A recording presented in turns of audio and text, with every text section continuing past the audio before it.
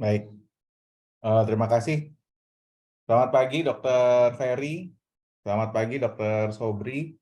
Pagi, Semoga Dok. sehat semuanya pagi hari ini. Kita akan mulai webinar tentang cybersecurity, keamanan data, dan kesiapan transformasi digital praktek mandiri dokter dan klinik. Ini merupakan seri rangkaian dari kelas RAME RME. Kita nanti kalau ada pertanyaan, silakan langsung di Q&A. Ya sudah, belum mulai udah ada pertanyaan. Belum mulai udah ada pertanyaan. Ya, jadi dari sekian banyak pertanyaan yang ada di WhatsApp grup GP Nusantara, kita merangkum terkait dengan keamanan data ini adalah yang paling pertama. Nah, pagi hari ini berbahagia sekali kita bisa kedatangan kehadiran Dr. Ferry Adrian, Kepala Seksi Datin Dinkes DKI Jakarta, dan juga Ketua ID Cabang Pulau Seribu. Sehingga kita bisa menanyakan beberapa hal mungkin implementasi karena Provinsi DKI selalu menjadi percontohan ya Dok dari Kemenkes ya. Utamanya jalan pertama banyak kan di DKI dulu kebetulan untuk implementasi. Nah, mungkin Dr. Ferry nanti akan sharing bagaimana kesiapan transformasi digital di praktek mandiri dan klinik ya. Nanti kita akan hari ini hanya jam 9 sampai 10.30 targetnya. Kita akan bahas dari Dr. Ferry dulu, kemudian ada tanya jawab singkat, kemudian nanti kita lanjut ke Dr. Sobri yang lebih menarik dengan cyber security ya. Jadi stay tune sampai jam 10.30 hari ini. Dr. Ferry sudah bisa share screen? Sudah bisa mulai? Oke, siap dokter. Baik. Silakan Dok. Oke, saya izin ya dok ya. Saya share screen terlebih dahulu.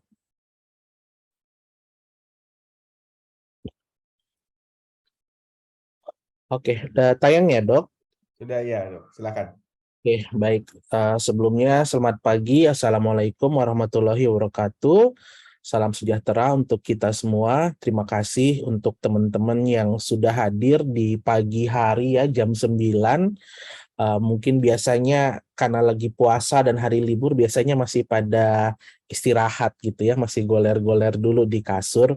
Tapi pagi ini sudah meluangkan waktu untuk sama-sama kita diskusi terkait dengan rekam medik elektronik dan tentu juga tentang keamanan datanya.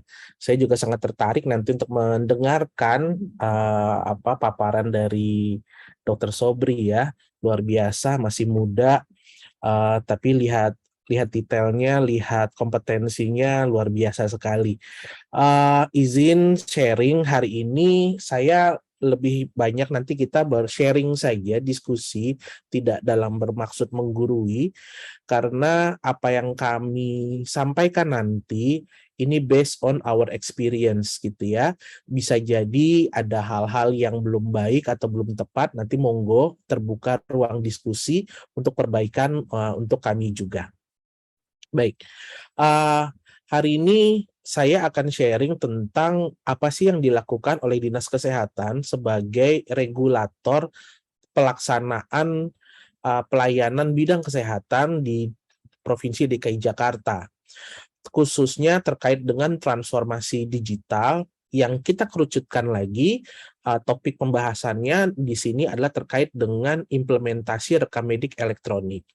Walaupun di konsep hari ini kita akan lebih dikerucutkan lagi terkait dengan penerapan implementasi RME di layanan primer, namun saya akan di sini sifatnya akan bicara lebih global terkait dengan apa yang dilakukan oleh Dinas Kesehatan untuk mempersiapkan proses transformasi digital, termasuk salah satu di dalamnya terkait dengan implementasi rekam medik elektronik, tidak hanya bicara di layanan primer, namun juga secara lebih luas di seluruh fasilitas kesehatan yang dimulai dari penguatan di dinas kesehatannya. Jadi ada tiga subjek utama yang akan dibahas di sini. Pertama terkait dengan apa yang dilakukan pada saat preparation atau persiapannya, lalu pada saat nanti ada development-nya atau implementasinya, dan yang terakhir pada saat nanti monitoring dan evaluasi. Nah, seperti yang kita ketahui bahwa warga Jakarta khususnya adalah warga yang sangat majemuk atau sangat heterogen. Tidak semua warga Jakarta itu high-tech, tidak semua warga Jakarta itu gaptek. Jadi ada yang background pendidikannya mulai dari yang sangat tinggi, ya, yang udah SSS-nya banyak sekali, sampai dengan yang hanya pendidikan dasar misalnya. Termasuk juga background ekonominya pun sangat heterogen, sehingga pelaksanaan ataupun strategi yang dilakukan oleh kami tentunya harus sangat general, harus dapat menyentuh setiap pihak, tidak boleh bersifat eksklusif, tapi harus inklusif. Nah, itu pun termasuk juga ketika kita bicara di jajaran Dinas Kesehatan sendiri. Tidak semua karyawannya sudah melek teknologi ataupun memiliki literasi digital yang cukup baik. Oleh karenanya, hal pertama yang dilakukan oleh kami itu adalah dua hal yang dilakukan secara paralel. Dari sisi teknis, yang pertama dilakukan adalah melakukan identifikasi. Identifikasi yang dilakukan apa saja? Ya, di pemerintahan ada yang namanya SPBE atau Sistem Pemerintahan Berbasis Elektronik. Kami melakukan mapping dan identifikasi sistem apa saja sih yang kita punya gitu. Perlu diketahui oleh teman-teman semua bahwa di Dinas Kesehatan saja itu ada 87 UPT. UPT itu ada unit-unit teknis ya yang terdiri dari ada suku dinas kesehatan, rumah sakit, puskesmas, juga ada UPT-nya sendiri. Jadi ada sekitar 87. Hasil mapping itu juga menemukan bahwa ada lebih dari 300 aplikasi yang dimiliki, baik yang dikembangkan sendiri, dikembangkan oleh provinsi, maupun dikembangkan oleh nasional. Banyak sekali. Nah, ini yang kita identifikasi dulu, kita registerkan di dalam sistem SPBE tadi. So, kita tahu dulu apa yang kita punya. Lalu selain tadi sistemnya, di SPB ini juga kita akan melakukan mapping atau identifikasi jumlah SDM-nya. Berapa jumlah tenaga yang berbackground IT, berapa jumlah orang yang mengerjakan kegiatan IT tetapi background-nya tidak langsung berhubungan dengan IT. Lalu juga kita melakukan identifikasi mapping terkait dengan sarana prasarana. Nah, hal ini yang nanti akan dibuatkan dalam bentuk SWOT atau kalau kita biasa bikin tabel SWOT-nya ya, strength, weakness, opportunity, and threat-nya, itu agar kita mengetahui di mana letak kekuatan kita, di mana letak kekurangan kita, dan apa yang kita perlu rencanakan. So, the first thing is to do the identification. Itu hal teknis yang dilakukan. Terkait dengan hal non-teknis, tadi yang saya sudah sampaikan di awal, adanya kemajemukan baik warganya maupun karyawan di jajaran Dinas Kesehatan. So the first thing that we have to do terhadap mereka ini adalah kita melakukan banyak hal. Mulai dari melakukan focus group discussion untuk menggali sebenarnya apa sih yang mereka butuhkan gitu ya.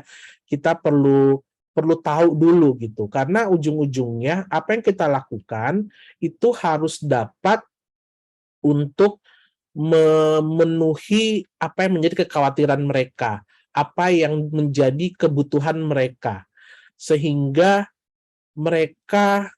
kita harus memahami kekhawatiran mereka terhadap adanya sebuah perubahan.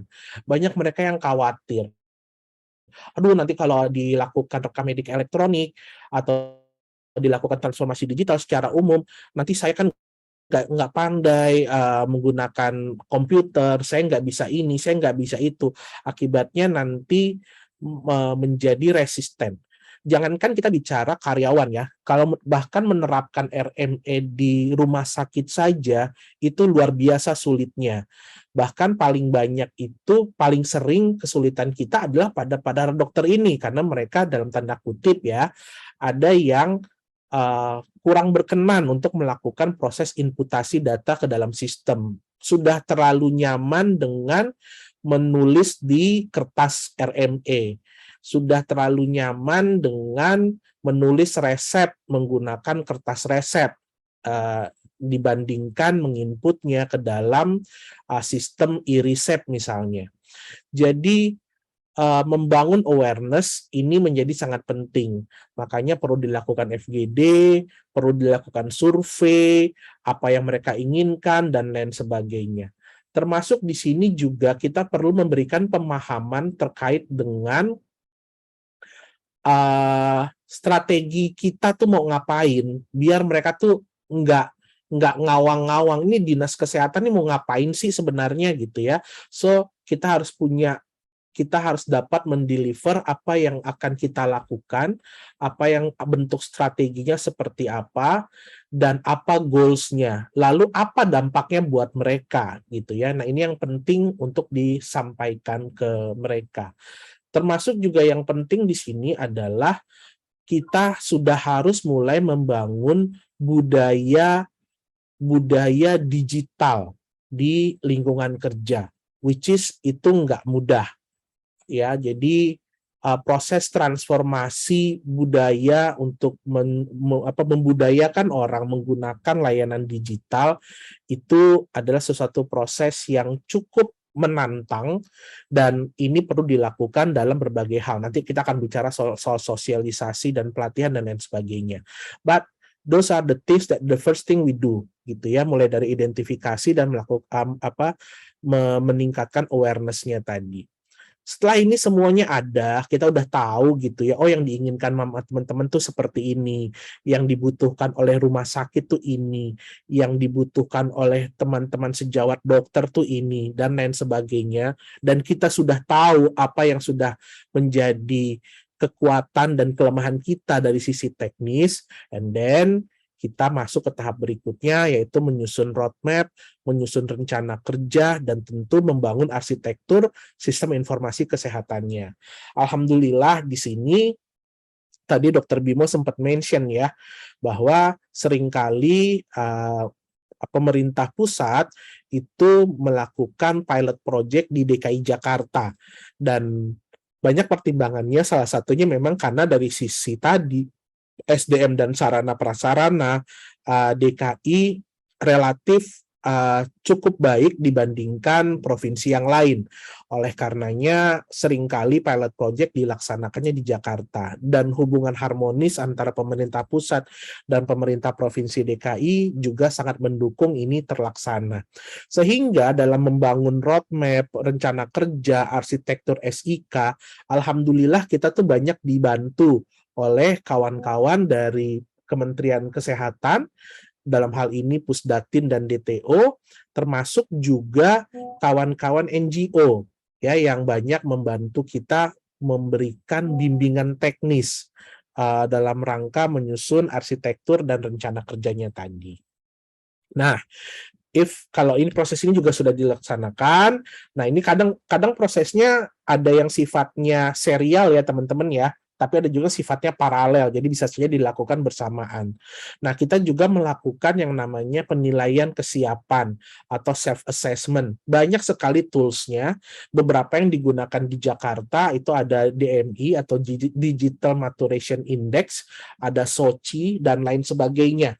Nah, ini sebenarnya ditujukan untuk menilai kesiapan kita dalam melaksanakan transformasi digital.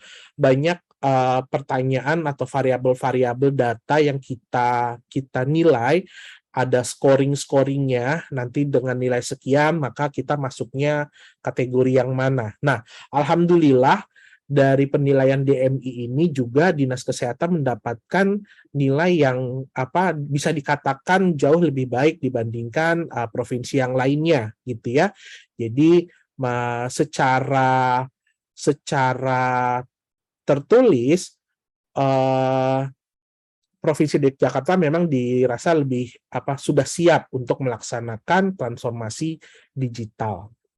Nah, ketika sudah ada sebuah jelas semuanya ya, strength-nya udah ada, manusianya udah disiapkan, roadmap rencana kerjanya ada, penilaian kesiapannya juga sudah dilaksanakan dan sudah dianggap bagus. Nah, yang berikutnya adalah melakukan penguatan untuk koordinasi lintas sektor, karena transformasi digital tidak mungkin, even ini kita bicaranya bidang kesehatan, tidak mungkin dilakukan sendirian oleh Dinas Kesehatan. Tadi saya sudah sampaikan bahwa kami dibantu juga oleh Kementerian Kesehatan melalui Pusdatin dan DTO, ada juga NGO yang membantu, ada beberapa kawan-kawan startup, saya ingat awal-awal COVID, kami juga sangat dibantu oleh teman-teman Prosehat ya, oleh Dr. Bimo, kita bikin chatbot ketika kita udah kewalahan menjawab berbagai pertanyaan terkait dengan COVID di awal-awal pandemi. So, penguatan koordinasi lintas sektor ini menjadi penting. Termasuk di lingkungan Pemprov sendiri, kami dibantu oleh teman-teman dari Dinas Komunikasi, Informasi, dan Statistik, juga oleh kawan-kawan Jakarta Smart City, termasuk nanti yang akan dibicarakan juga oleh pembicara kedua terkait cyber security. Tadi sudah saya lihat di beberapa Q&A terkait dengan penggunaan cloud. Ini juga salah satu yang nanti akan kami kerjasamakan dalam rangka untuk membantu menampung data-data kesehatan tadi, gitu ya, terkait dengan penggunaan cloud. Nah, nanti mungkin teman Dr. Sobri yang nanti akan lebih banyak membahas terkait hal tersebut. Oke, itu tadi preparation-nya. Lalu ketika sudah menyelesaikan preparation-nya tadi, kita masuk ke tahap berikutnya, which is itu adalah development. Nah, pada tahap development ini banyak sekali hal yang dilakukan. Pertama, yang paling utama itu adalah melakukan standarisasi. Sebagai informasi, di Jakarta sendiri, itu kita punya 32 rumah sakit umum. Kita punya lebih dari 300 puskesmas, ya, baik puskesmas kecamatan maupun puskesmas kelurahan. Dan itu sistemnya semuanya beda-beda. Kalau untuk puskesmas masih lumayan lebih enak karena dikelola oleh 3 vendor. Tapi kalau yang rumah sakit, itu 32 rumah sakit hampir semuanya beda.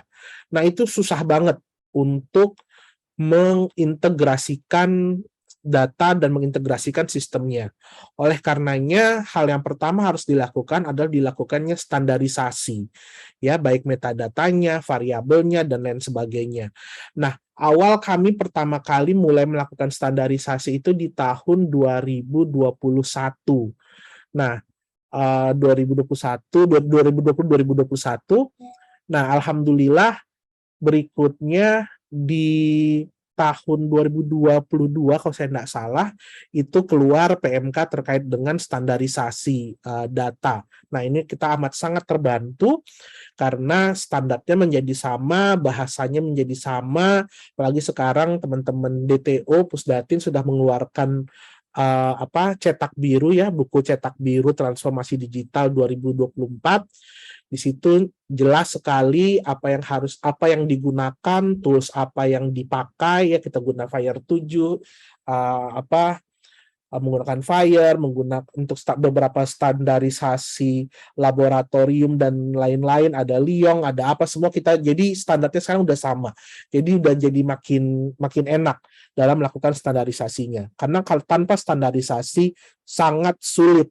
Dulu kami sempat dalam posisi di mana ada pilihan apakah kita perlu menyeragamkan semua sistem menjadi satu atau kita melakukan standarisasi terhadap sistem-sistem yang berbeda. Dulu kita sempat pada pilihan yang itu. Ternyata saat ini yang visible untuk dikerjakan memang adalah melakukan standarisasi, bukan menyeragamkan aplikasinya, gitu ya.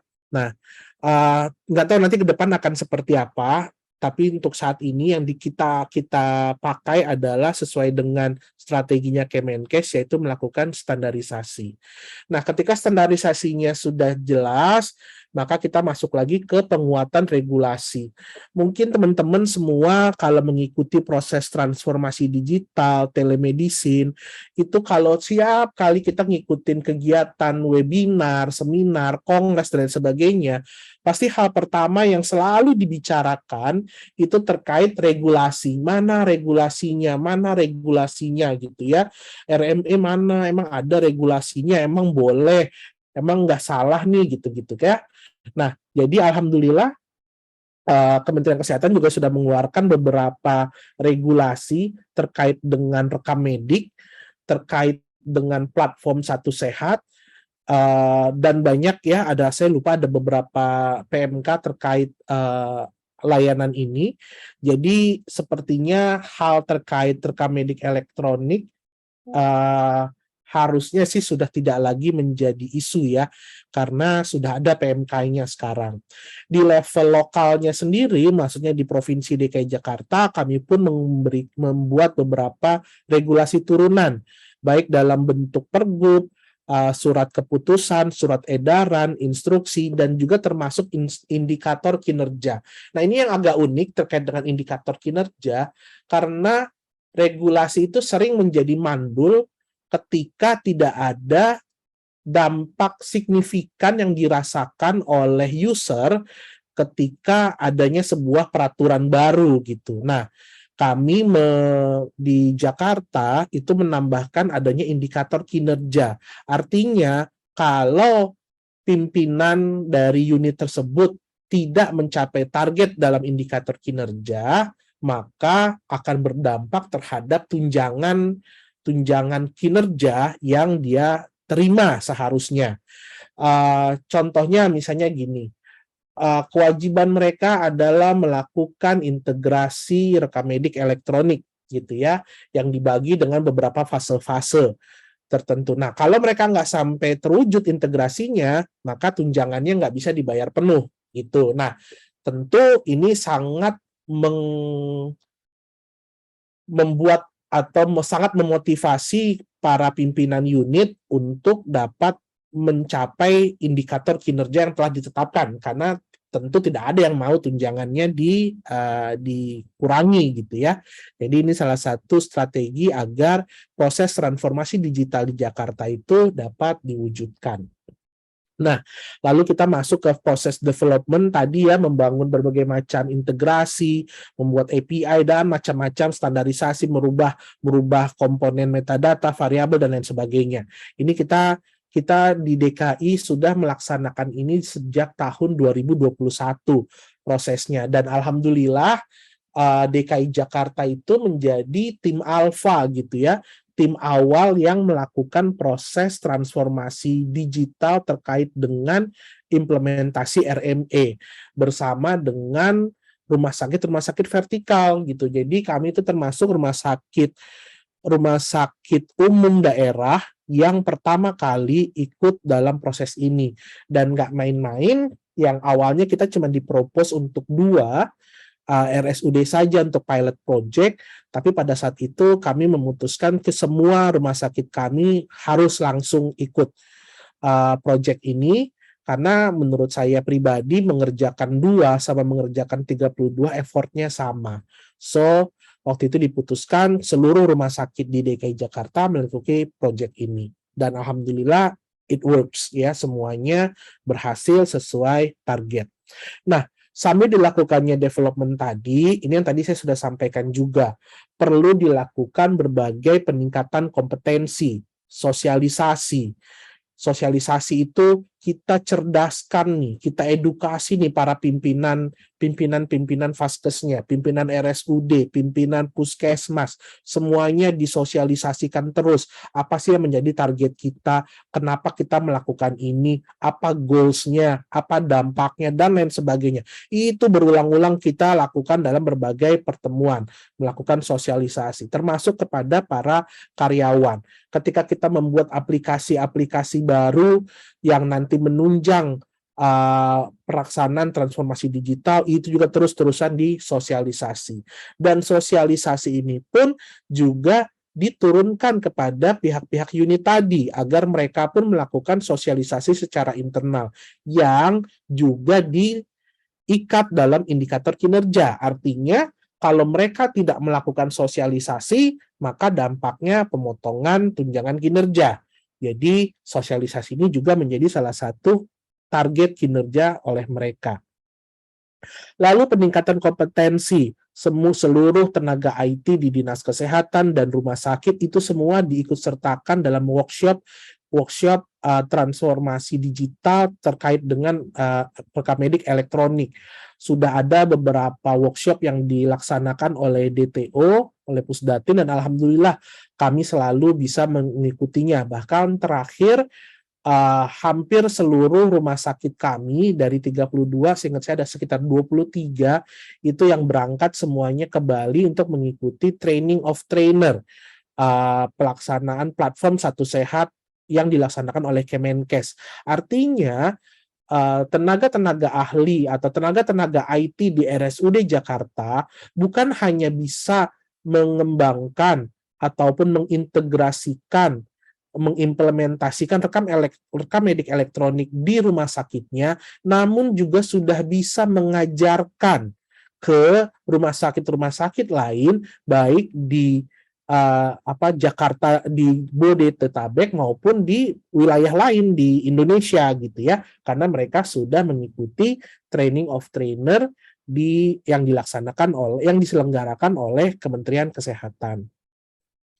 Lalu juga ada proses pendampingan. Kami terus mendampingi kawan-kawan di level rumah sakit dan puskesmas tentang how to melaksanakan, mengintegrasikan dan mengimplementasikan rekam medik elektronik. Terus juga dilakukan supervisi, intervensi, dan termasuk advokasi kepada pimpinan dan para stakeholders. Nah, kami juga sudah melakukan uji coba terkait rekam mediknya, termasuk juga uji coba terhadap sistem informasi kesehatan yang diselenggarakan oleh Dinas Kesehatan. Uji coba ini banyak macamnya, mulai dari uji yang tadi ya, uji integrasinya apakah sudah nyambung atau belum gitu ya, termasuk tadi nanti kita bicara soal keamanan data. Ini juga kami sudah melakukan berbagai macam uji yang difasilitasi oleh Diskom Infotik dan BSSN gitu ya. Ada uji terkait ada stress test, ada pen test dan lain sebagainya. Saya nggak hafal apa saja nama-nama tesnya ya, tapi itu sudah juga dilakukan. Termasuk juga pengamanan di penyimpanan datanya, penyimpanan di servernya, karena saat ini juga sebagian besar data kesehatan masih disimpan di server lokal ya, tidak di cloud. Alhamdulillah Diskom Infotik kami juga sudah mendapatkan sertifikat ISO 27001. Jadi ini berbagai upaya yang dilakukan untuk secara maksimal dapat menjaga keamanan data kesehatannya. Dan kami juga sudah melakukan initial implementation, jadi data-data dari rumah sakit saat ini sudah dapat mengalir ke platform Satu Sehat yang nanti akan dapat ditampilkan dalam dashboard platform Satu Sehat. Terakhir, monitoring dan evaluasi. Di sini tadi semua proses implementasi selalu dimonitoring dan evaluasi. Lalu berikutnya adalah proses sertifikasi. Dinas Kesehatan sendiri sudah mendapatkan ISO 9001 dan dalam proses untuk mendapatkan sertifikasi ISO 27001. ISO 27001 ini adalah ISO untuk sistem informasi sistem informasi ya tentang keamanan data. Nanti mungkin Dr. Sobri bisa akan bicara lebih panjang tentang keamanan data dan mungkin nanti akan berhubungan dengan ISO 27001. Tapi yang ingin saya sampaikan di sini adalah bahwa Dinas Kesehatan sudah mendapatkan sertifikasi untuk ISO 9001-nya, tapi sedang dalam proses untuk mendapatkan ISO 27001-nya, yang mana belum banyak dinas kesehatan, banyak dinas-dinas yang sudah memiliki ISO 27001 ini. Dinas kesehatan mudah-mudahan tahun ini kita bisa mendapatkan sertifikasinya.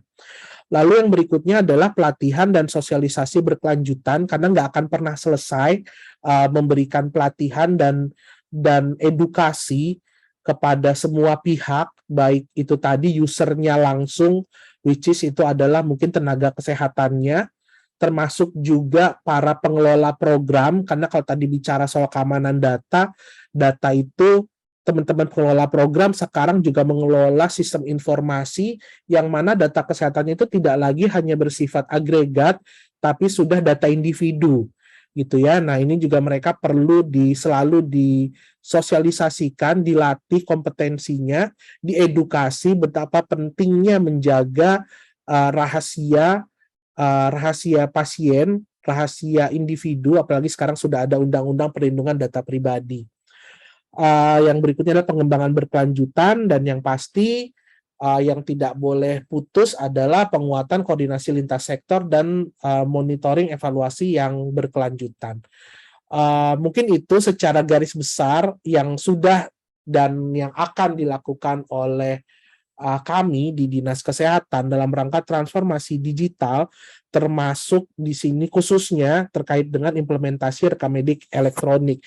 Nanti kita bisa bicara lebih banyak dalam diskusi atau dalam bentuk pertanyaan terkait hal-hal lain, khususnya terkait implementasi RME untuk layanan primer. Demikian Dr. Bimo dari saya. Mohon maaf kalau kepanjangan. Terima kasih. Wassalamualaikum warahmatullahi wabarakatuh. Waalaikumsalam. Baik dok, terima kasih Dr. Ferry. Mungkin sebelum ke Dr. Sobri, kita jawab beberapa pertanyaan dulu ya di Q&A, dan kita persilakan untuk seluruh peserta 40 lebih yang udah join pagi-pagi nih lagi bulan puasa. Kalau ada yang mau bertanya langsung boleh raise hand, silakan. Nanti langsung dijawab oleh Dr. Ferry. Kita ada waktu sekitar 5-10 menit ya, 5-10 menit untuk menjawab dulu pertanyaan terkait dengan apa yang disampaikan Dr. Ferry. Mungkin pertanyaan pertama, apakah IMR atau RME berbasis cloud itu aman, Dr. Ferry? Oke, mungkin kalau nanti secara teknis aman tidak amannya, mungkin nanti biar Dr. Sobri yang jawab ya, Dr. Bimo ya. Tetapi mungkin yang bisa saya sampaikan begini, aku selalu percaya bahwa tidak pernah ada sistem yang perfectly aman gitu ya. Sudah banyak kasus-kasusnya, kita pernah dengar BPJS bocor, bahkan di luar negeri, di negara sebesar dan sekuat semodern Singapura pun kita pernah dengar data-data terkait dengan pasien HIV-nya bocor gitu ya. So aku tidak akan pernah bisa menjamin soal keamanan data itu bisa 100%. Dan beberapa kali ketika saya mengikuti pelatihan tentang digital transformation, termasuk tentang keamanan data, itu tuh mentornya selalu bilang, jangan pernah ya ngomong sistem saya tuh aman gitu ya, karena begitu kamu selesai ngomong kayak gitu tuh besoknya udah di hijack gitu ya, udah dibajak sama orang, udah dihack gitu ya sama orang gitu, just to prove kalau saya tuh salah gitu ya. Kalau dia yang white hackers mah nggak apa-apa ya, biasanya ngasih tahu tuh, lo punya kerentanannya di sini gitu. Which is itu beberapa kali kami dapat masukan juga gitu ya. Ethical hackers ya dok ya. Gitu, ethical, dia bilang, inimu website kamu begini-begini gitu ya, dibetulin gitu. Nah, dan we are so thankful for them gitu ya. Jadi I'm sure that nggak ada yang namanya sistem yang totally aman. Tapi yang bisa kita lakukan adalah memaksimalkan apa yang bisa kita lakukan untuk mengamankan datanya. Itu tadi, makanya tadi saya sampaikan bahwa banyak faktor yang mengakibatkan data itu bisa bocor gitu ya, baik secara teknis maupun non teknis. Nanti mungkin Dr. Sobri juga akan bicarakan. Makanya kenapa sosialisasi keamanan data itu penting. Kadang datanya bocornya kenapa? Ya iya, wong laporannya dibawa ke rumah gitu ya, Dr. Bimo ya gitu. Passwordnya ditempel di post-it ya. Di post-it gitu kan, ditempel di monitor gitu. Jadi ya kebocorannya datangnya dari hal-hal yang kita udah mikirinnya, wah pasangin antivirus apa gitu ya, pakai bayar konsultan apa gitu, ternyata bocornya gara-gara datanya dibagi di WhatsApp grup gitu kan. Nah, jadi banyak hal lah gitu. Nah, tapi saya yakin Dr. Sobri nanti akan bicara lebih panjang lebar. Intinya di cloud tuh di cloud itu kan aman dalam arti ya sesuai dengan standar pengamanan dilakukan gitu. Jadi kalau ditaruh di cloud itu bisa gitu ya, Dok ya, istilahnya ya. Kadang gini juga nih, kalau bicara cloud, nanti Google Drive tuh cloud nggak sih?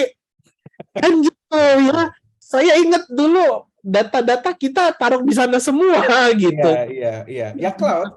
Dan itu ya, memang ada sistem gitu. sederhana yang back end datanya ada di Google Drive semua. Ada. Jadi back end datanya Google Sheet sebenarnya gitu. Ada bisa. Saya juga pernah lihat sistem yang kayak begitu. Ya, makanya nanti mungkin Dr. Sobri itu ya nanti akan bicara. Intinya adalah yang kita bisa lakukan adalah memaksimalkan mengamankan datanya.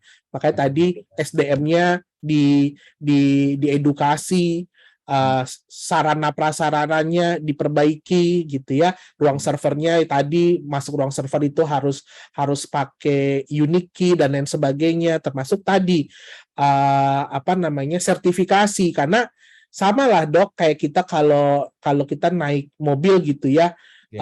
Saya yakin bisa bawa mobil, jago, suruh balapan juga jago gitu ya. Tapi kalau nggak punya SIM-nya, apapun jagonya kita ya salah aja udah gitu. Karena pertanyaannya adalah SIM-nya. Nah, termasuk tadi ketika kita sebagai penyelenggara sistem informasi kesehatan, yang akan ditanya nanti adalah udah punya sertifikat belum gitu. PSE-nya apa semuanya yang akan kita kerjakan, walaupun tersertifikasi bukan berarti 100% aman. Gitu ya, Dokter ya. Yes. Dok, ini masih ada yang ragu nih. EMR itu wajib nggak buat klinik dan dokter pribadi? Perasaan udah ada Permenkesnya ya, Dok ya? Jadi kalau aku lupa PMK-nya, mungkin Dokter Bimo malah yang PMK 24 tahun 2022, Dok. Ya, betul ya. Di situ udah Dok ya. Bahkan kalau saya nggak salah, itu ditargetkan sampai akhir 2023 ya, Dokter Bimo ya. Udah nggak bisa ditawar-tawar lagi sih kayaknya. Jadi memang harus segera bertransformasi, mulai berubah. Nah, cuman nanti lalu pindahnya kemana gitu ya. Nah, ini yang nanti kita perlu. Nah, ini yang perlu nanti teman-teman semuanya mungkin nanti dalam bentuk pertemuan rame-rame RME yang poin 3 kali ya, Dok ya. Nanti kita bicara soal sistemnya, karena yang perlu diperhatikan buat teman-teman adalah pastikan siapapun yang nanti memberikan layanan untuk sistem rekam medik elektroniknya, pastikan dia sudah terregister di platform Satu Sehat. Itu yang paling penting gitu, karena kalau sudah masuk di sana, mudah-mudahan kita nggak khawatir ya, baik dari sisi interoperabilitas maupun dari sisi ya tadi bicara soal keamanan datanya gitu. Gitu Dokter Bimo. Dok, minggu lalu itu ada 3 mitra teknologi yang sharing, tapi saya juga menyampaikan ada 3 poin yang harus dicek untuk mitra teknologi. Pertama ada PSE-nya, pendaftaran PSE ya, penyelenggara sistem elektronik di Kominfo, dicek pse.kominfo.go.id buat rekan-rekan sejawat sekalian. Jadi yang pertama cek dulu PSE-nya, ada di pse.kominfo.go.id, cari aja namanya. Kalau namanya nggak ada di situ, boleh ditanya sertifikat PSE-nya ya. Ditanya tinggalkan aja, pokoknya kalau nggak untuk pasti soalnya kalau Kominfo itu dicek nggak ada ya udah berarti nggak ada gitu kan. Namanya mungkin kita salah gitu. Yang kedua itu sudah terdaftar di Satu Sehat ya, terdaftar di Satu Sehat itu bisa dicek juga mitra-mitranya gitu. Atau tanya karena kalau nggak salah belum dipublish ya. Kita udah minta ke DTO kemarin, ekosistem Mas Patota belum sharing sih. Saya ingat janji April ini mesti sharing. Nah, yang ketiga sebenarnya juga member AHI gitu. Karena di Health Tech Indonesia kita saling mengingatkan kalau ada yang kurang apa segala macam, dan kalau ada sesuatu kita bisa minta tolong dong ini dilengkapin gitu. Jadi kalau ada keluhan-keluhan dan lain-lain juga dari pengurus Health Tech Indonesia bisa bantu. Gitu. Siap. Dan itu semuanya mandatori ya, Dokter Bimo ya, bukan opsional gitu ya. Jadi jangan nanti poin satunya terpenuhi, yang poin lainnya enggak. Ya Terus betul. Itu makanya member AHI juga yang 20 udah daftar diharapkan segera selesai karena baru 3 dong. Yang integrasinya selesai baru 3 soalnya. betul betul. Yang terakhir, apakah sistem bisa digunakan melalui HP baik dengan sistem Android maupun iOS? Jadi aplikasinya ya sebenarnya ada aja sih ya yang mengembangkan aplikasi IMR-nya dari apa namanya Android application, iOS application. Tapi sebagian besar kalau saya tahu kebanyakan adalah web based ya. Mungkin karena RMA ini kalau dipakai dari handphone gimana dok itu? Karena teknologi komputer ditinggalkan. Kalau sebenarnya untuk RME layarnya nggak cukup sih setahu saya kalau kita pakai di handphone. Pegal juga ya mungkin. Gimana dok? Ya, kalau ini yang saya pahami ya, Dokter Bimo ya, kalau yang saya pahami itu, kalau kita bicara sistem RM yang terintegrasinya kan memang bukan mobile ya dok ya, tetapi ada beberapa memang aplikasi mobile yang memang melayani atau menyimpan data individu seperti RME. Contoh misalnya aplikasi ASIK ya dok. ASIK itu kan berbasisnya mobile. Ya. Which di dalamnya itu datanya data individu yang menyerupai RME gitu ya, karena ada Betul. data individunya, ada diagnosanya, ada lain sebagainya gitu. Jadi balik lagi sih, nanti ini Dokter Sobri sih yang bisa menjawab ya soal aman atau tidaknya. Tapi bagi saya ini cuman beda satunya mobile base, satunya web base gitu ya dok. Tetapi secara prinsip kan balik lagi keamanan datanya tentunya kita bicaranya nggak cuman di ujung-ujungnya apakah ditampilkan di handphone atau di website, tapi bicaranya keseluruhan gitu. Jadi saya rasa nggak bisa di-compare kalau web itu lebih aman, tetapi lebih kayak tadi Dokter Bimo bilang, web sama mobile itu lebih ke masalah kenyamanan menggunakannya ya dok ya. Tapi kalau keamanannya saya rasa semua kita bicara keseluruhan mulai dari ujung sampai ujung sih dok. Mungkin itu. Mungkin nanti Dokter Sobri bisa lebih kalau mungkin tadi saya keliru mungkin bisa diluruskan. Mungkin gitu Dokter Bimo. Terima kasih Dokter Ferry. Buat rekan-rekan sejawat tadi yang disebut aplikasi ASIK itu saya lupa kepanjangannya Ayo Sehat Indonesiaku ya kalau nggak salah. Itu aplikasi Sehat Indonesiaku. Pokoknya.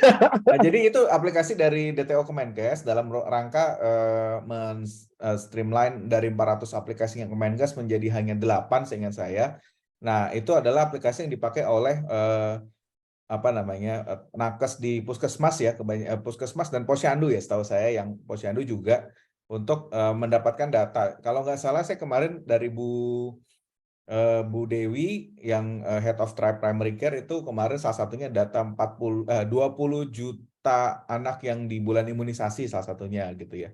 Itu. Nah, ini memang aplikasi ini ada tapi bukan untuk dipakai di praktek pribadi dan klinik mandiri, tapi memang lebih banyak di public health untuk membantu pengumpulan data yang langsung selevel dengan rekam medis.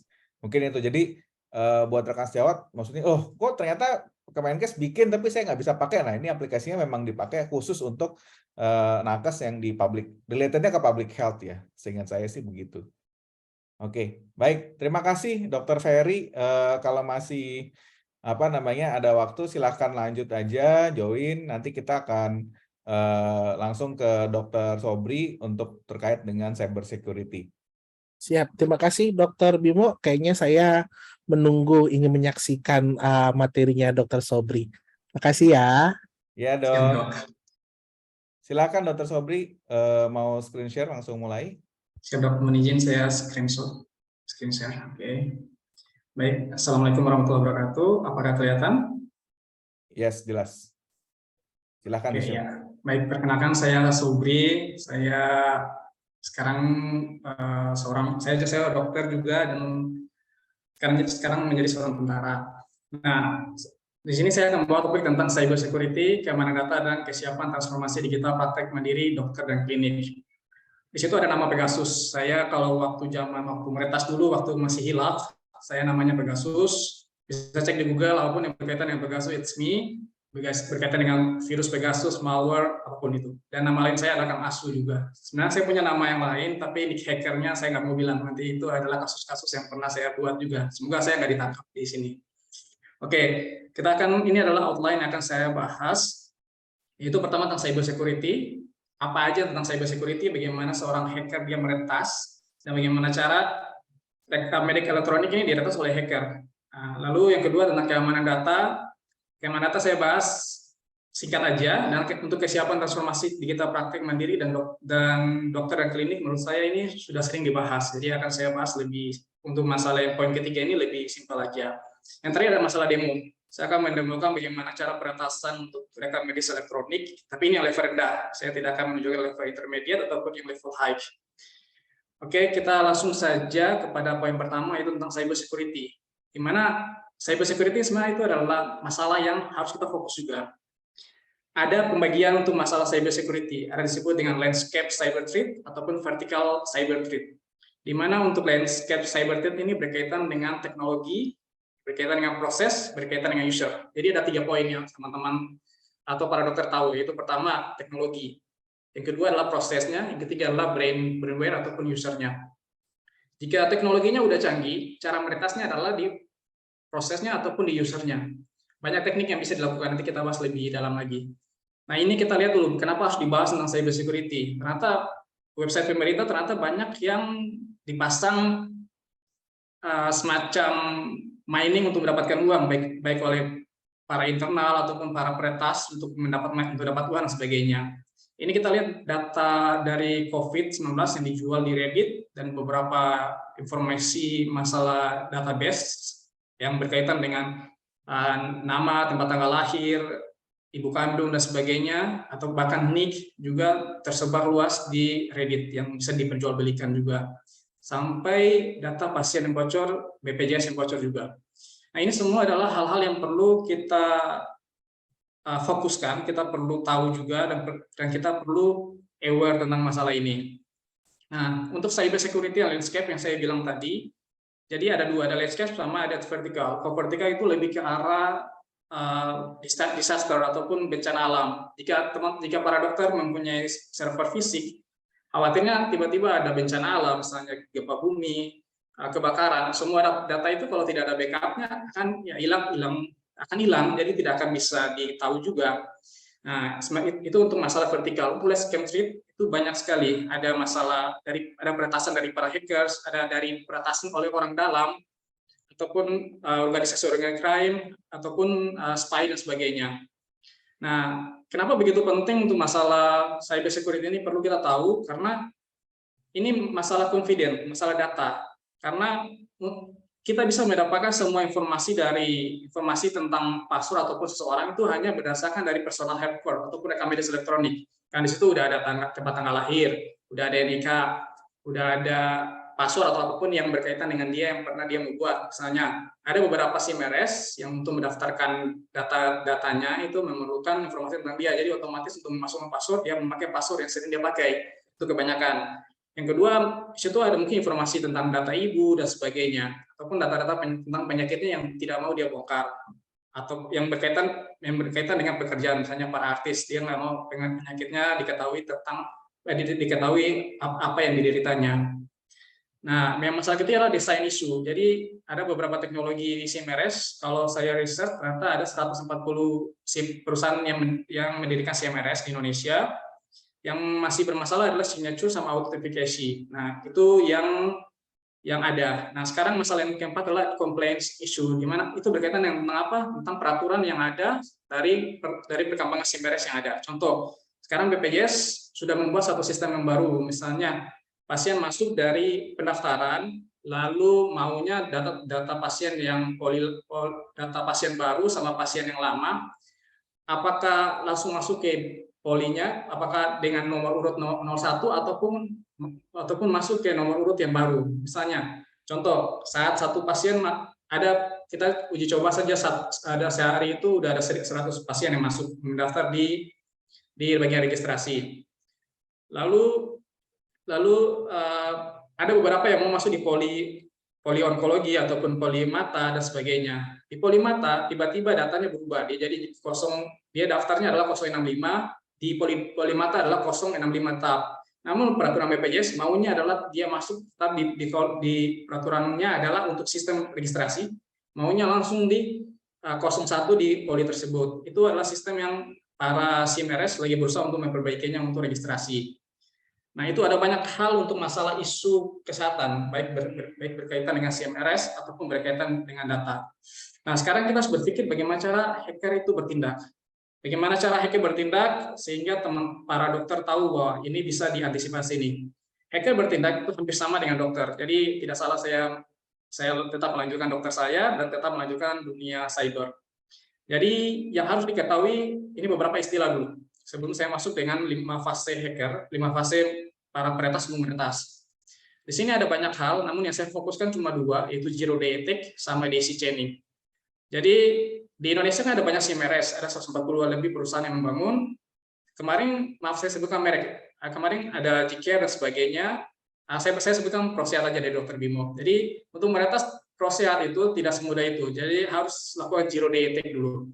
Zero day attack adalah bagaimana cara para hacker ataupun hacker sendiri untuk melakukan scanning ataupun mencari tahu apa aja nih kelemahan, apa aja bug, apakah bug ini bisa dipenetrasi, apakah bug ini hanya bisa ditampilkan aja ataupun bug ini bisa dimainin. Apakah kalau bisa, oke, bisa masuk dan sebagainya. Namun itu tidak semudah itu. Saya untuk melakukan zero day attack untuk satu CMS itu butuh waktu setidaknya 6 bulan. Kalau paling cepat 3 bulan pernah. Nah, selain zero day attack, harus yang dikuasai oleh seorang hacker adalah daisy chaining, di mana selain udah masuk di suatu sistem, dia harus bisa melakukan maintenance ataupun gaining access lagi sebagai orang lain, ataupun membuat access tambahan supaya tidak dicurigai sama para tim developer yang maintenance-nya. Nah, itu adalah 2 hal yang para hacker harus berpikir bagaimana cara untuk meretas RME, karena tidak semudah itu untuk RME ini ataupun rekam medis elektronik diretas, karena tadi saya udah bilang fokusnya di 3. Di teknologinya, jika teknologinya bisa diretas, masuk. Kalau tidak bisa diretas, fokus di proses ataupun brainware. Tadi Dr. Bimo sama Dr. Ferry sudah bahas tentang passwordnya disimpan di notes dan sebagainya. Itu berarti masalahnya di user berarti. Apabila sistemnya udah baik, berarti cara meretasnya adalah dari proses. Kalau proses itu seperti apa? Misalnya menggunakan WiFi yang bersamaan, meretasnya dari situ, ataupun meretas dari yang brainware-nya. Jadi kita bahas lebih dalam lagi tentang masalah bagaimana cara seorang hacker itu bertindak untuk meretas. Nah, seorang hacker meretas itu karena ada motif dan ada metode-metode, ada juga ada masalah ataupun ada error di suatu sistem atau vulnerable. Nah, motifnya banyak hal, apakah karena dia nggak suka dan sebagainya, atau memang dia jiwanya seorang hacker. Nah, untuk metode hacker itu banyak sekali, terfokus di 3 hal yang tadi saya sudah bilang. Untuk masalah teknologinya, untuk meretas suatu teknologi butuh waktu. Kalau misalnya sudah ada CFE ataupun kode untuk bisa meretasnya, itu biasanya sudah diperbaiki oleh para programmernya. Karena gini, di dunia ini semua satu bahasa pemrograman itu butuh itu kalau mau dipelajari oleh seseorang itu butuh waktu lama, apalagi untuk bisa meretasnya, untuk mengetahui bug-nya. Karena bug-nya itu jika dapat bug, kita hanya bisa apakah bug ini bisa dipenetrasi, apakah bug ini bisa dilihat aja, atau bug ini bisa diolah dan sebagainya, itu tergantung.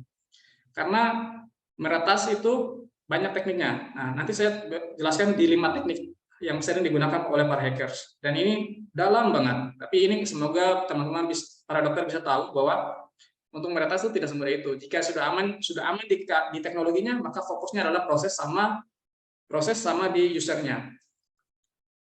Nah, ini masalah threat ataupun masalah ancaman. Masalah ancaman banyak hal. Apakah ancaman tadi seperti saya katakan ada bencana alam, apakah ada masalah kerusakan di fisiknya, baik di servernya, apakah servernya sudah tua, apakah terkena sabotase, apakah dan sebagainya. Dan masalah di brainware ataupun human threat ini yang perlu difokuskan, karena kebanyakan data-data yang bocor itu ya memang ulah para hackers ataupun para orang dalam. Ini harus difokuskan. Ataupun para orang-orang yang melakukan teknik social engineering, di mana social engineering adalah memanipulasi seseorang menggunakan teknik psikologi untuk mendapatkan informasi apapun tentang yang dia inginkan dari orang lain tersebut. Kita bahas lebih dalam lagi. Ini sama juga, ini teknik-teknik yang bisa diretas, yang bisa sering dipakai oleh para hacker. Metodenya ada banyak hal nih. Kalau ada banyak hal, apakah dari malware attack, apakah password attack, ada DDoS, ada arbitrary code execution, dan sebagainya. Namun kita bahas adalah ini. Teman-teman bisa lihat di sini ada 5 poin, ada reconnaissance, scanning, gaining access, maintaining access, dan clearing tracks. Jadi seorang hacker itu meretas itu dia menggunakan 5 metode, yaitu recon ataupun mengumpulkan informasi, scanning, gaining access, maintaining access, clearing tracks. Jadi ini konsepnya sama seperti kita para dokter. Jadi untuk seorang pasien datang, kita pasti tentunya melakukan anamnesis, pemeriksaan fisik dan pemeriksaan penunjang, sehingga kita dapat diagnosisnya apa nih. Lalu kita bisa melakukan pengobatan pada pasien dan melakukan edukasi. Nah, sama seperti hacker, yang pertama mereka lakukan adalah recon. Mereka mencari tahu informasi semua hal tentang target. Rekonnya apakah masalah tempat tanggal lahir, masalah apa yang dia suka dan sebagainya, itu semua harus dicari tahu oleh para hacker. Setelah mendapatkan informasinya, dia melakukan scanning. Scanning ini adalah untuk mencari tahu vulnerable-nya di mana. Kita udah dapat nih tentang mangsa, target. Kita scanning apa saja yang bisa ditembus, apakah bisa dilakukan dengan masalah portnya ataupun masalah lain. Karena fokus di teknologi itu cuma 3 tadi. Jika teknologinya bermasalah, bisa masuk di teknologi. Jika teknologi tidak bermasalah ataupun sudah sertifikasi ISO 27001 ataupun sertifikasi yang lain, maka sang hacker harus berpikir yang lain, yaitu di prosesnya. Prosesnya dengan cara apa? Dia harus misalnya mencari tahu orang penting di satu sistem. Misalnya di rumah sakit dia dapat informasi tentang si A. Dia harus tahu cari kebiasaan si A seperti apa. Lalu si A apakah sering ke kafe? Kalau sering ke kafe, dia bisa membuat suatu network baru untuk bisa si A menggunakan dan bisa mengambil filenya di laptopnya atau laptopnya, seperti itu. Kalau nggak, sistem ketiga itu brainware. Jadi ya lakukan pendekatan kepada korban, berbicara, lalu cari tahu informasi tentang dia, lalu berusaha berteman baik ataupun dan sebagainya, lalu mengambil data-datanya. Apakah dia pendekatan social engineering. Karena tipe social engineering itu banyak, ada tipe abstracting, ada dumping dan sebagainya, ada drop juga. Itu banyak banget. Jadi untuk masalah kerentanan, 3 hal itu harus difokuskan untuk seorang hacker. Jika setelah udah scanning nih, hackernya udah scanning, udah dapat masalahnya ternyata di port ini dan masalahnya di teknologinya, dia masuk, dia gaining akses, dia dapat akses semua. Tapi tentu tidak semua akses itu didapatkan. Dia akan apakah dia memasang backdoor atau sebagainya, tergantung dari akses yang dia lihat nih. Contoh saja, dia sudah dapat akses nih, dia tadi kan sudah scanning, sudah dapat masalahnya, dia udah lakukan peretasan, dapat informasi, dia masuk ke aksesnya, dia masukkan username sama password, masuk. Setelah itu apa yang dilakukan? Pasti tentu dia mencari apakah bisa memasukkan backdoor atau tidak. Apakah dia bisa memasukkan informasi baru tentang dia ataupun file baru yang sering dia pakai atau sistem baru yang sering dia pakai agar dia bisa masuk berulang kali. Sehingga dia bisa melakukan maintaining access.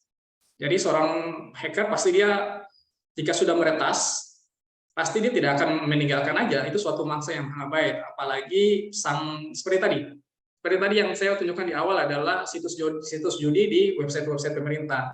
Itu sangat bagus untuk mereka melakukan maintenance access. Itu maintenance access yang mereka pakai. Jadi dengan adanya situs-situs judi di website pemerintah itu menghasilkan uang ataupun pundi-pundi pada para hacker. Saya nggak tahu apakah itu memang para hacker ataupun para insider ataupun orang dalam yang sengaja memasuk virus untuk mendapatkan uang semata.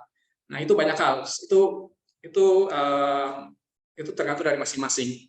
Nah di maintenance access ini dia memasang backdoor. Backdoor ini banyak hal. Ada tipe banyak backdoor. Apakah backdoor persisten, backdoor permanen dan sebagainya. Jika udah memakai backdoor permanen, tentu susah dihapus. Jadi otomatis harus hapus dibuat di file manajernya ataupun di servernya secara utuh ataupun lakukan scanning lagi berulang kali. Namun kalau saya waktu meretas, saya samakan dengan data. Jika misalnya dia punya data tentang pasien A, saya buat pasien A juga itu, tapi isinya adalah virus. Ataupun yang bisa saya lakukan maintenance access, supaya saya bisa masuk lagi. Nah, hal yang terakhir yang tidak pernah dilakukan oleh para hacker adalah clearing tracks. Mereka punya ego ataupun pride untuk mendapatkan validasi dari orang lain, bahwa saya udah meretas nih website ini. Mereka sering tunjukkan. Itu sebenarnya bahaya untuk seorang hackers. Jadi, kalau saya masih sering lakukan clean tracks, jadi menghapus jejak saya supaya tidak ketahuan. Lebih baik seperti itu daripada bermasalah. Karena untuk nickname para hacker tuh sering banyak ditemukan di berbagai database para peretas. Itu aja untuk masalah bagaimana cara hacker meretas. Jadi sebenarnya hacker meretas itu hampir sama dengan kita para dokter untuk melakukan anamnesis, untuk melakukan diagnosis terhadap pasien, baik dari anamnesis, pemeriksaan fisik, sama pemeriksaan penunjang. Nah, sekarang kita bahas tentang e-health sendiri. Jadi semua data peretasan sebenarnya lebih bagus di hack ataupun lebih bagus melakukan peretasan di SIMRS ataupun elektronik health atau elektronik medical record ataupun rekam medis elektronik. Kenapa? Di situ semua filenya ada. Jadi seorang hacker kalau sudah meretas di sini benar-benar sangat merasa ini adalah harta karun, karena semua file ada, apalagi kalau yang dia retas adalah orang-orang IT, jadi bisa dapat server gratis. Ini semoga nggak dibahas. Oke, kita akan bahas tentang cyber security. Jadi memang di rekam medik elektronik ini akan ada banyak informasi dari biografi pasien, dari katalog pasien, ada diagnosis pasien, imunisasinya apa aja, medical history-nya apa aja, pasien alergi apa aja, hasil lab pasien apa aja, dan sebagainya. Nah, sebenarnya untuk masalah rekam medis elektronik ini memang selalu terfokus pada software. Pada software apakah baik softwarenya itu memang web based ataupun mobile based. Nanti kita bahas di bagian arsitekturnya. Nah, untuk itu makanya kita perlu penekanan di privasi dan security. Di suatu rekam medis elektronik, jika privasi dan security-nya teraman, karena teraman maka kita akan mendapatkan trust dari masyarakat, baik dari para dokter-dokter yang sedang kita lakukan edukasi untuk bisa menggunakan rekam medis elektronik, supaya di situ terjadi sharing yang pertukaran informasi yang bagus. Karena beberapa kali kalau saya periksa pasien, dia tidak menceritakan ataupun dia lupa ataupun dia malas tentang alerginya ataupun tentang penyakit dia sebelumnya, sehingga terkadang kita harus menggali lebih jauh lagi. Dengan adanya rekam medis elektronik, menurut saya itu sangat penting supaya kita tahu bahwa pasien ini ternyata pernah menderita ini, alerginya ini. Jadi untuk melakukan pengobatan pada pasien bisa lebih maksimal lagi.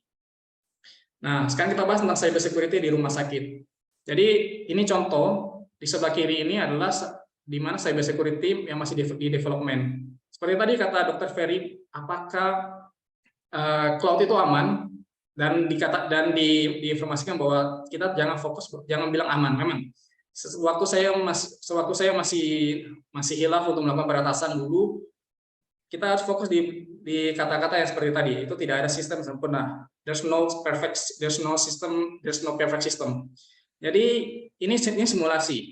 Jadi apabila suatu sistem nih sudah melakukan suatu rumah sakit sudah melakukan penetrasi testing ataupun stress testing, dan akhirnya sudah mencapainya. Lalu sekarang dia dari biru, ternyata dapat juga gap nih. Gap ini apakah dapatnya dari staff, apakah dapatnya dari para peretas, ataupun dapat dari insider, kita nggak tahu, itu seandainya. Setelah itu diperbaiki, lalu di development lagi. Lalu seperti itu lagi, ternyata muncul lagi, dan muncul lagi. Jadi selalu ada, sistem itu selalu pasti ada perbaikan. Sistem itu pasti selalu ada namanya kelemahan. Makanya ada namanya tadi zero day attack, suatu sistem yang dimana perlu waktu untuk hacker untuk meretas. Contoh ada salah satu rekam medis yang akan launching. Pasti ada hacker lain yang berusaha untuk melakukan zero day attack, untuk melihat sistemnya seperti apa, apakah ada kelemahan dan sebagainya. Dia mungkin tidak bisa cepat, mungkin dalam waktu 6 bulan lagi atau berapa bulan lagi, ternyata rekam medis elektronik tersebut sudah diretas. Nah, seperti itu. Jadi kita tidak harus berharap bahwa ini benar-benar aman. Karena kalau fisik juga belum tentu aman.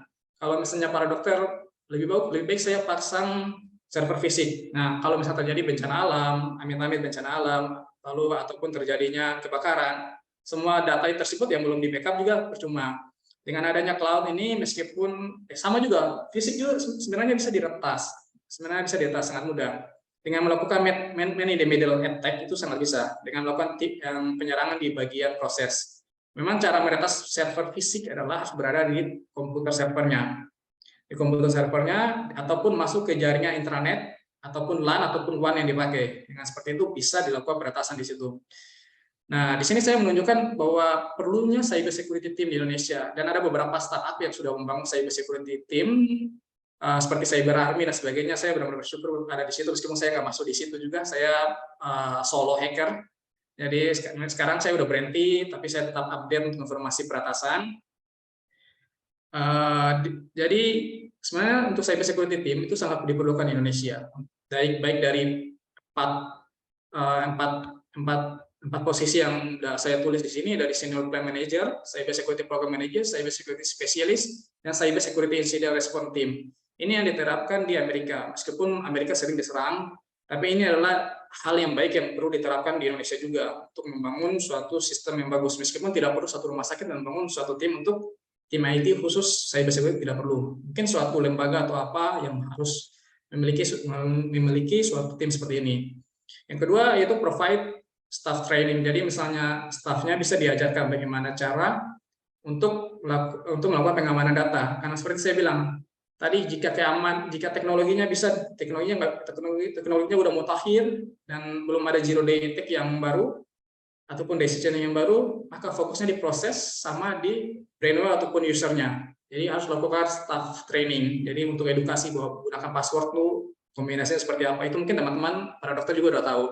Untuk prosesnya juga harus dilakukan perawatan ataupun dilakukan maintenance berulang juga. Tidak berulang setiap bulan ataupun setiap hari juga. Harus dilihat dulu teknologi barunya seperti apa, apakah sudah diserang atau belum, ataupun sudah dilakukan teknik zero day attack atau belum. Nah, ini yang tadi konsep yang sudah Dr. Ferry bahas, ternyata memang hampir sama dengan yang saya bawa juga. Jadi, untuk melakukan implementasi dari cyber security di Indonesia ataupun di salah satu rumah sakit, itu banyak hal yang harus perlu dibahas juga. Karena teknologi yang akan dibawakan itu berbeda, proses juga yang berbeda, user juga berbeda. Jadi, kalau teknologinya, baik dari RME, kita fokus di G-Care itu memakai teknologi Falcon, firmware-nya Falcon. Ada memakai CI, ada yang memakai Laravel, ada yang memakai Lumen dan sebagainya. Setiap bahasa pemrograman itu, zero day-nya itu memang pasti ada kelemahan, tapi belum tentu bisa dipenetrasi. Contoh saya di Laravel, ada beberapa kelemahan untuk RME-nya, ada namanya remote code execution. Jadi hanya bisa lakukan, ada bug, tapi nggak bisa dipenetrasi. Jadi suatu sistem, jika kita lihat ada bug nih, belum tentu bisa dipenetrasi oleh sang hacker. Jadi kalau misalnya ada hacker udah lagi email, kami menemukan kelemahan di sini.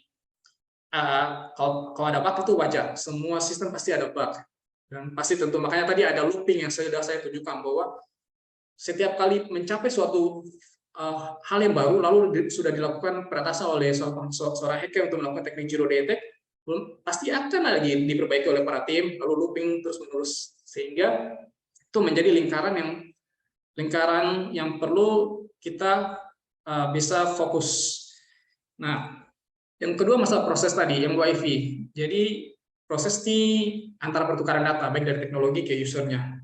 Jika teknologinya udah aman, prosesnya masalah WiFi apakah menggunakan teknologi mikrotik, networking mikrotik atau Cisco dan sebagainya, harus dilihat lagi pengamanannya seperti apa. Halo? Dr. Sobri. Oh, ya siap. Enggak nge-freeze ya. Oke, siap. Oke, silakan. Saya lanjut lagi ya. Yang berikutnya adalah masalah user. Tadi kita bahas masalah user. Berikutnya adalah masalah user. Kita bahas masalah user adalah yang para penggunanya, baik para dokter, para perawat, para apoteker dan sebagainya, yang tenaga medis di rumah sakit tersebut ataupun di klinik. Kebiasaan para brainware ataupun para user ini biasanya kalau rata-rata bisa kita simpan. Kalau nggak mau hafal, kita simpan di suatu tempat yang bisa orang lain akses. Apakah orang asing, banyak hal, apakah pokoknya banyak hal di Notepad dan sebagainya itu bisa juga. Kalau saya memang menggunakan Google Authenticator dengan 3 lapis biasanya supaya tidak ada masalah. Nah, itu 3 poin harus difokus. Nah, jika 3 poin ini dari teknologi proses user sudah bisa dimaksimalkan, maka untuk penerapan dari masalah cyber security di suatu tempat itu bisa dimaksimalkan, baik dari konsepnya, baik sampai dilakukan maintenance fase sampai retirement fasenya untuk mendapatkan sistem ini bagus atau tidak di rumah sakit tersebut. Kita lanjut lagi. Nah, ini kita bahas EMR. Sebenarnya banyak sekali keamanan yang bisa difokus oleh semua CMRS yang ada di Indonesia, semua perusahaan CMRS Indonesia. Baik dari general teknologinya, apakah mau memakai Falcon, mau memakai CI, mau memakai Laravel, bebas. Seperti Kansa dia memakai Java, bebas, memakai apapun bebas. Ada juga blockchain spesifik juga, apakah memakai teknologi blockchain juga bisa. Lalu yang ketiga adalah tadi konsensus mekanisme. Kita memang perlu ada namanya peraturan PMK dari pemerintah, karena dulu saat saya masih menggeluti bidang ini, banyak peraturan yang masih bolong, masih abu-abu, sehingga penerapannya ke depan tuh masih belum bisa maksimal. Jadi dengan ada penerapan ini penerapan PMK ini sangat bagus. Lalu berikutnya adalah kriptografi sama encrypt, karena seorang hacker tuh bisa meretas CMRS dengan cara upload file. Dia mengupload file, di dalamnya itu udah ada isi virusnya, apakah malware-nya, apakah itu sudah dilakukan binding. Jadi binding itu semacam teknik hacker, dia melakukan upload file supaya mereka lihat ini ternyata filenya adalah file doc, padahal isinya adalah virus. Jadi jika filenya dibuka, memang datanya adalah data docs yang tadi dikirimkan, tapi sudah berserta dengan virusnya. Nah, makanya perlu dilakukan kriptografi sama enkripsi di suatu CMRS. Jadi habis itu untuk masalah database juga dan masalah autentifikasi, karena selain multi level autentifikasi juga perlu adanya multi adaptive level autentifikasi. Jadi di mana misalnya yang buka ini EMR ini selain DPJP, selain dokter umum ataupun yang lain, ternyata apoteker bisa buka untuk mencari tahu informasi tentang dia. Jadi harus dibatasi atau di gimana, itu juga perlu dipertimbangkan dulu, pertimbangan juga. Jadi ini sebenarnya kalau teman-teman para dokter bisa lihat, banyak sekali teknologi yang keamanan yang bisa dipakai oleh CMRS yang ada di Indonesia. Namun ternyata beberapa CMRS di Indonesia sudah menerapkan ini juga. Jadi dari 1 sampai 6 beberapa CMRS juga sudah ada, saya sudah lihat juga, jadi aman-aman aja untuk masalah CMRS. Nah, untuk security itu memang yang merupakan concern-nya yang perlu diperhatikan. Nah, di sini kita akan bahas tentang cloud, karena apakah cloud aman? Tadi sudah dibahas tentang Dr. Ferry, nanti saya tambahkan juga bahwa tidak ada sistem yang sempurna. Jadi jika sistemnya ada, lalu sudah dilakukan oleh zero day attack oleh satu hacker ataupun beberapa hacker, ternyata ada kelemahan, mereka bisa lakukan teknik tadi. Mereka bisa lakukan clean text saja, mereka cuma numpang masukin backdoor-nya, bisa mencari informasi suka mereka. Nah, di sini pentingnya EMR yang disertakan dengan inskripsi, disertakan dengan ISO 27001. Kalau saya dulu menganut ISO 27001 sama 9001. Jadi bagian ini adalah bagian penerapan dari 9001 sama 27001. Tapi kita bahas tentang tadi pertanyaan dari cloud dulu. Jadi ada pro kontra, bukan pro kontra, positif negatifnya. Jadi ada keuntungan, kekurangan dari cloud sama server fisik. Jadi kalau server fisik yang para dokter ternyata pengen banget server fisik aja, itu bisa-bisa aja. Semua punya kekurangan, semua punya kelebihan. Namun seperti tadi saya bilang, server fisik ini maintenance-nya agak ribet karena tidak cuma satu server aja. Jadi butuh satu tempat gedung ruangan yang dibangun di rumah sakit untuk dipasang server-servernya. Nah, itu harus ada sistem ventilasi, sistem pendinginnya juga. Nah, yang bedanya adalah karena gini, di Indonesia, di dunia ini, server fisik kalau yang dipakai untuk CMRS, apalagi RME yang berkaitan dengan rumah sakit itu wajib 24 jam. Beda sama klinik bisa dinyalakan jam 8, dimatikan jam 9, jam 3 sore bisa, dan itu bisa melakukan penghematan untuk listrik juga. Namun kalau untuk server fisik di rumah sakit, itu memang harus dinyalakan 24 jam. Jadi kalau maintenance-nya juga harus ribet dan sebagainya. Kalau ada tenaga, ada uang untuk itu nggak masalah sih. Karena semua punya pro dan kontranya juga masing-masing untuk memilih apakah memilih server fisik ataupun memilih cloud. Nah, server fisik kalau seandainya tidak ada ruangan yang memadai, tidak ada tipe AC yang tipe pendingin, tipe ventilasi dan sebagainya. Karena kalau sekarang ada peraturannya untuk membuat ruangan yang khusus untuk server. Jadi di bawahnya tuh ada alirannya juga. Lalu luasnya tuh 5 kali berapa, 5 kali 4, itu untuk yang kecil, habis itu yang besar juga ada, proses manajemen kabelnya juga harus ada. Jadi semacam bangun tempat baru lagi, kalau misalnya mau mendirikan server fisik, bukan cloud di rumah sakit. Memang mungkin teman-teman, mungkin para dokter berpikir bahwa kalau server cloud, khawatirnya datanya pemilikannya bagaimana, karena di Indonesia kan, ya sekarang Indonesia ada memiliki cloud-nya sendiri, tapi setelah saya cek ternyata masih dari AWS. Jadi, tapi mungkin bisa diklarifikasi dari Dokter Bimo ataupun Dokter Ferry. Karena saya udah lama nggak ikuti cloud untuk masalah di Indonesia. Apakah Indonesia punya cloud sendiri atau gimana? Karena tadi, seperti kalau tadi ada pembahasan mengenai bahwa Google Drive itu cloud atau tidak. Ya, cloud, tapi dia adalah public cloud. Jadi cloud itu ada banyak jenis, ada 18 jenis, ada public cloud, ada private cloud, ada IaaS cloud, ada SaaS cloud, ada PaaS cloud, dan sebagainya. Jadi cloud yang dipakai untuk server di RME itu biasanya paling sering itu Google Platform Cloud, habis itu Azure Cloud, AWS dan sebagainya, itu adalah platform yang milik Amerika. Milik Amerika di mana masih bagus, di mana kuat dan susah diretas oleh para hacker. Meskipun mereka lakukan zero day, belum tentu bisa dalam waktu 6 bulan untuk meretas. Mungkin 1, 2 tahun, 3 tahun lagi saat teknologi baru muncul lagi. Saya nggak tahu bagaimana cara bagaimana cara si hacker tersebut bisa dapat melakukan penggantian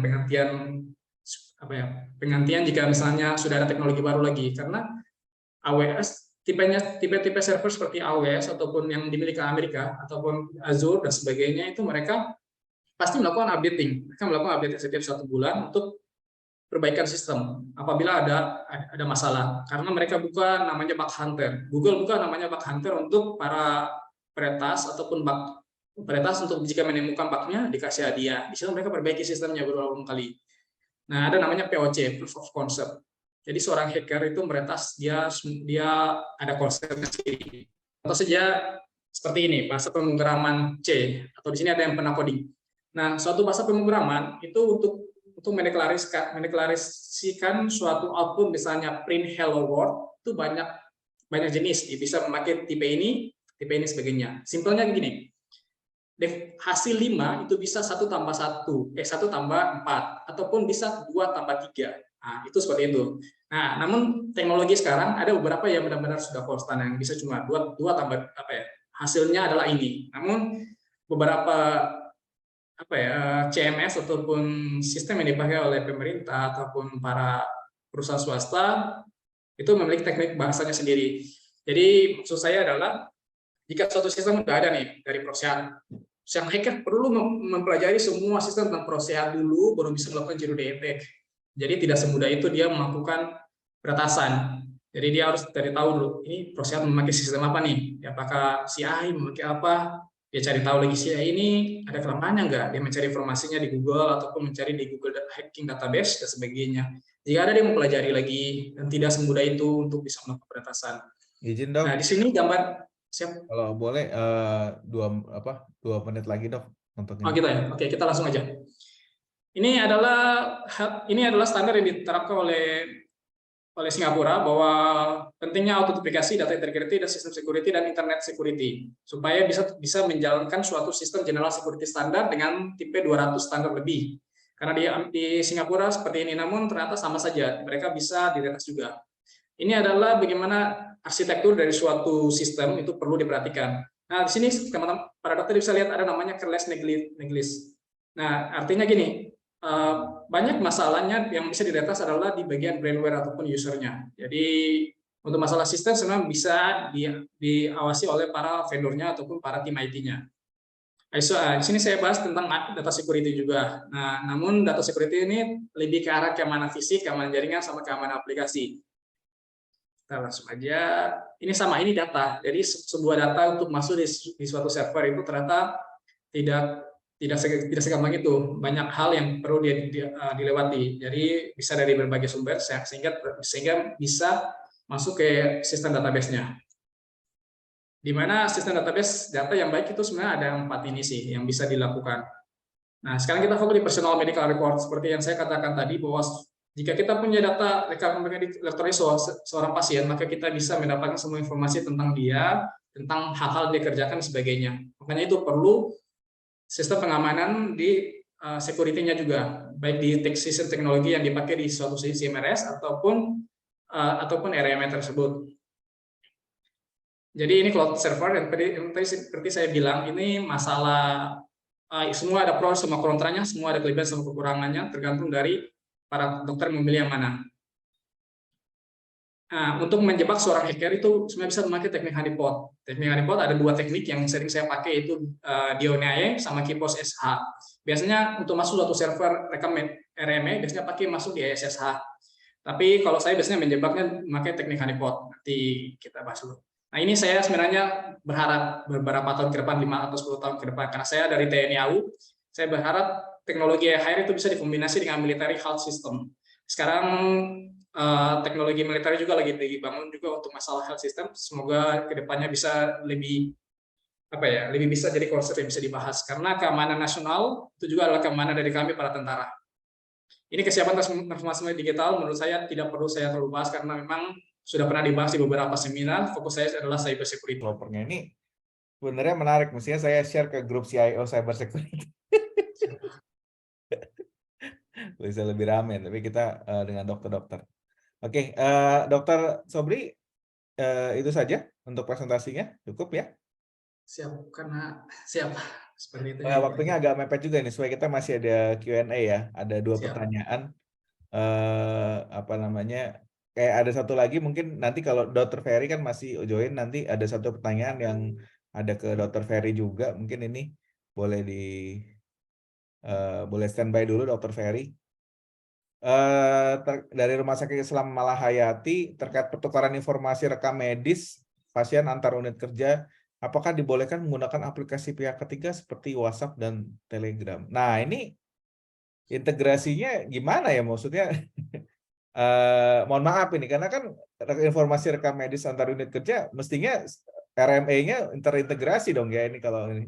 Ada pendapatnya dong? Kalau saya sih sangat kaget dengan pertanyaan aplikasi pihak ketiganya seperti WhatsApp dan Telegram, karena belum terintegrasi dong, artinya satu unit dengan lain nih.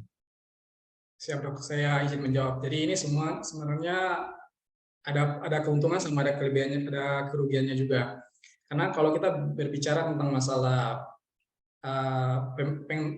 kalau misalnya pemberian informasi kan maksudnya gini, kita lakukan rujuk pasien. Tentu kan biasanya kalau di tempat saya bekerja juga rujuk pasien yang menggunakan WhatsApp.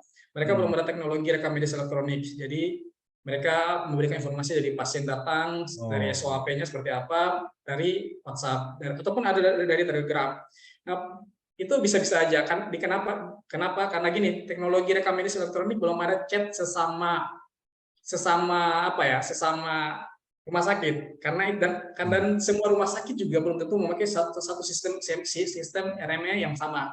Contoh saya, ada satu rumah sakit yang memakai tipe A, tipe B, C. Mereka tidak memiliki sistem komunikasi di antara mereka. Akhirnya melakukan pertukaran data dengan cara melakukan WhatsApp ataupun Telegram. Contoh saya ProSehat, saya belum tahu apakah ProSehat ada chatting di dalamnya yang berkaitan dengan SIM-RS lain, itu perlu pengembangan lagi. Harus perlu diskusi dengan semua SIM-RS bahwa kami perlu nih pengembangan informasi chat dari ProSehat ke Gcare dan sebagainya dengan sistem kita atau apa, itu kan belum ada. Jadi makanya dimanfaatkan adalah WhatsApp sama Telegram. Dan menurut saya tuh kalau misalnya Telegram sama WhatsApp susah diretas, kalau bisa dijaga diproses sama usernya. Jika seperti itu aman ya semua bisa dilindungi. Itu semua tergantung, semua masing-masing sih sebenarnya.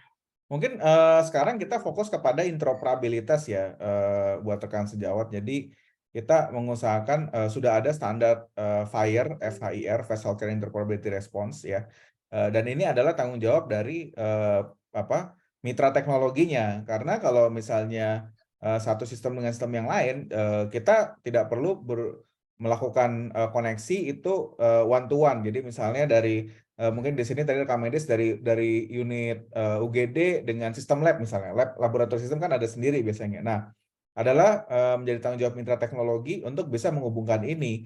Dan yang kita pakai sekarang berdasarkan Permenkes yang ada adalah dengan teknologi FHIR atau FHIR. Nah, di sini sebenarnya satu kali melakukan integrasi itu bisa ke semua sistem karena standar yang dipakai oleh Kemenkes untuk seluruh Indonesia itu sama. Dan metadatanya atau struktur data yang dipakai itu sudah ditentukan dan itu sudah ada peraturan legalnya gitu. Ini juga apa namanya menjawab pertanyaan terkait dengan dasar hukumnya, itu sudah ada dasar hukumnya. Kalau mitra teknologinya tidak melakukan seperti itu, ya pasti dia belum terintegrasi dengan Kemenkes juga dengan Satu Sehat. Makanya memang ini sangat penting. Tapi ya dari kenyataan di lapangan pastinya belum seideal itu ya, karena apa dari dulu konsul ke dokter spesialis juga kirim WhatsApp atau Telegram sih. Jadi saya rasa itu masih terjadi. Dan tapi kalau sudah ada RME itu menjadi persyaratan dok untuk bisa apa namanya terintegrasi. Nah, ada interoperabilitas satu sama lain ya. Mungkin bisa membantu ya. Nah, mungkin kalau informasi lebih lengkapnya terkait hal itu bisa dicek di satusehat.kemkes.go.id ya untuk ke sana.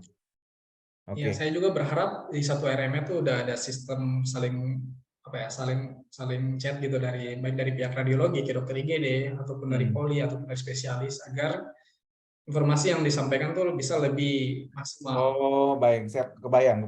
Jadi di RME-nya selain ada RME dan sistem SIM-RS yang lainnya juga ada fitur internal communication ya untuk Ya, sana. Jadi seperti lebih itu. mudah untuk dan sebenarnya kalau apa namanya ada beberapa aplikasi dari luar yang memang karena kalau di US base-nya HIPAA compliance, mereka harus menggunakan chat yang HIPAA compliance gitu dan WhatsApp sama Telegram nggak termasuk di sana. Tapi ya kalau di sini ya dianggap sudah cukup aman ya. Gitu. Tapi ya tadi tetap bisa social engineering ya. Oke, kita lanjut pertanyaan kedua. Mohon penjelasan pendapatnya bagaimana dasar hukum dan prosesnya bila data pribadi pasien ataupun nakes dicuri dan disalahgunakan oleh pihak bertanggung jawab di Indonesia bagaimana dan negara sudah lebih maju bagaimana? Dr. Ferry belum on ya? Oke. Kalau dari Dr. Sobri gimana? Kalau setahu saya ini base-nya nanti ke Undang-Undang PDP dan peraturan pemerintah turunannya yang saat ini masih dikembangkan. Kebetulan dari Asosiasi Health Tech Indonesia juga kita lagi bekerja sama lah dari kemarin dengan Kominfo, Kemenkes. Kita sedang membantu untuk peraturan pemerintah implementasi dari Undang-Undang Perlindungan Data Pribadi. Siap. Kalau dari saya dok, kalau saya dari sisi cyber security-nya, kalau sudah disalahgunakan oleh pihak yang tidak bertanggung jawab, itu susah untuk melacaknya lagi. Jadi untuk melakukan pelaporan juga susah, kecuali sang hacker itu meninggalkan jejak. Nah, kalau dia meninggalkan jejak, kita masih bisa lacak sistemnya seperti apa, lognya di mana aja, dia ternyata, karena gini, sistem semua hacker tuh punya cara bekerja masing-masing. Kalau saya, cara bekerjanya saya nggak bisa bilang seperti apa. Ada yang tipe bekerja ternyata meninggalkan jejak seperti ini. Oh, bisa nih kita tahu dia seperti ini, kita cari di sosial media apakah dia sering butuh validasi untuk pengakuan. Oh, ternyata orang ini bisa langsung ditangkap. Tapi kalau ternyata dia tidak meninggalkan jejak, ya susah juga. Ya. Oke. Mungkin kalau dari sekarang ada istilahnya untuk pengelola data atau joint controller itu juga sedang dibahas. Jadi antara Vaskesnya, terus kemudian pengelola sistem elektroniknya ya. Dan itu semua bisa dicek di Undang-Undang PDP dan memang Undang-Undang PDP ini masih diberikan waktu 2 tahun sampai berlaku. Jadi undang-undangnya sudah ada, namun kita sedang membantu mengejar detail-detailnya. Yang jelas betul itu tadi dok, pencegahan itu yang paling utama karena kalau kita sudah bocor atau tadi terjadi disaster ya segala macam, disaster itu ya macam-macam ya. Kemarin kita sempat bahas juga di tanggapan RUU Kesehatan untuk terkait dengan sistem informasi itu kejadian-kejadian itu bukan hanya kebocoran data dalam hal ini tapi juga yang lain-lainnya juga bisa gitu kan, sistemnya down segala macam itu bisa terjadi ya. Tapi kalau misalnya terkait dengan datanya sudah keluar, sudah bocor, ya itu ada denda dan sanksi administratif. Nah, kemudian siapa yang didenda itu yang masih dibahas gitu dengan peraturan turunan untuk Undang-Undang Perlindungan Data Pribadi. Oke. Apakah ada yang mau bertanya? Raise hand mungkin bisa langsung. Kesempatan terakhir. Kita sudah jam 10.30 di sini. Baik, kalau belum ada, terima kasih banyak sharingnya Dr. Ferry, Dr. Sobri. Ini ilmunya luar biasa banget sebagai apa namanya pakar cyber security. Wah, tuh double tuh. Siap, Dok. Ada glitch-nya. Ya, jadi terima kasih banyak Dr. Sobri dan Dr. Ferry untuk sharingnya di pagi hari ini, di Sabtu pagi tanggal 1 April 2023. Silakan untuk mengisi presensi webinar hari ini, dan apabila ada pertanyaan yang lebih lanjut, silakan bisa WA langsung ke saya, dan juga silakan mengakses microsite kelas rame rame RME ya, sudah di-share tadi juga di linknya sudah di-share. Kalau ada apa namanya materi-materi segala macam dan link YouTube nanti juga akan di-share di sana. Baik, selamat siang, selamat melanjutkan kegiatan di weekend hari ini. Sekian dan terima kasih. Waalaikumsalam untuk semuanya.